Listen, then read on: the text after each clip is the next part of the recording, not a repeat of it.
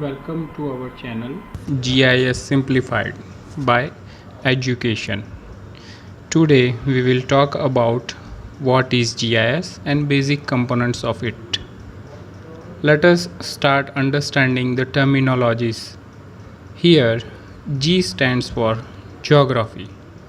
Geography is nothing but a study of land, inhabitants and objects on the surface of the earth.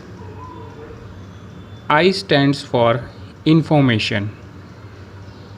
Information talks about details of the features on the surface of the earth. For example, name of a building is an information. S stands for system.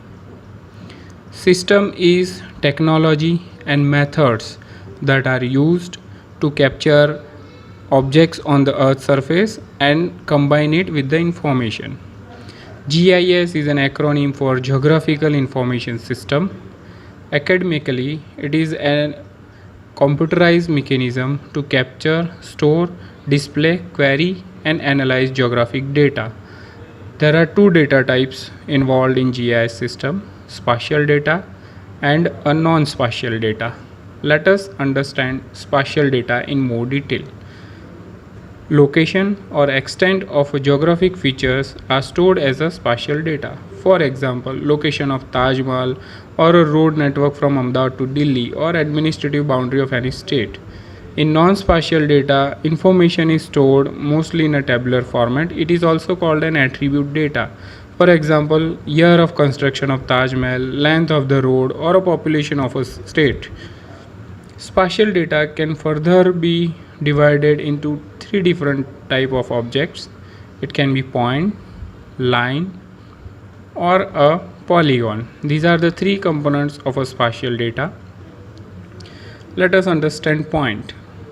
Any object which does not have width or length, it can be represented by a point. For example, location of a hospital in a city can be represented by a point. Line.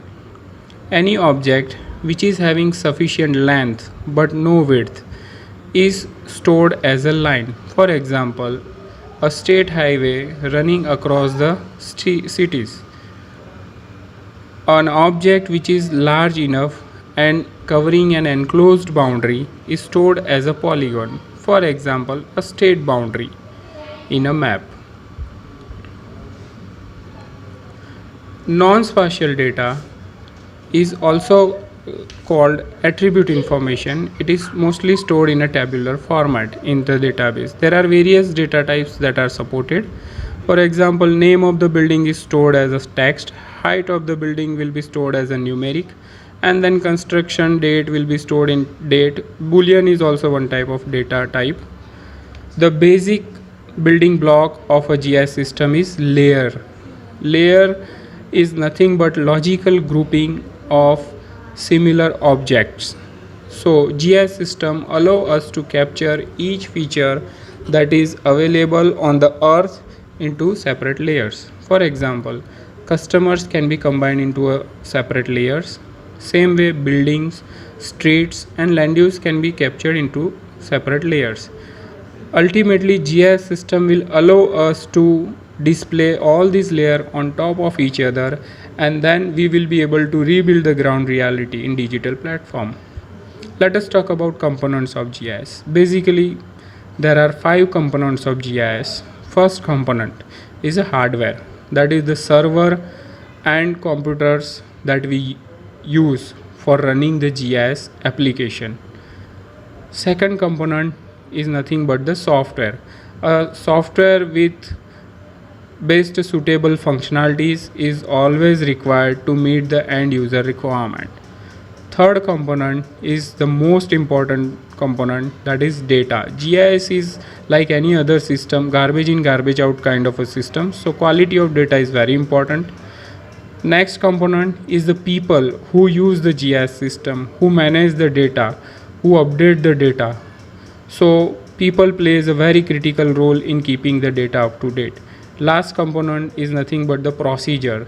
Standard set of procedures and methodology help us in creating and maintaining GIS system up to date.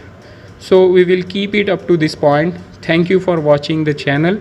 Share your feedbacks to improve upon. Thank you.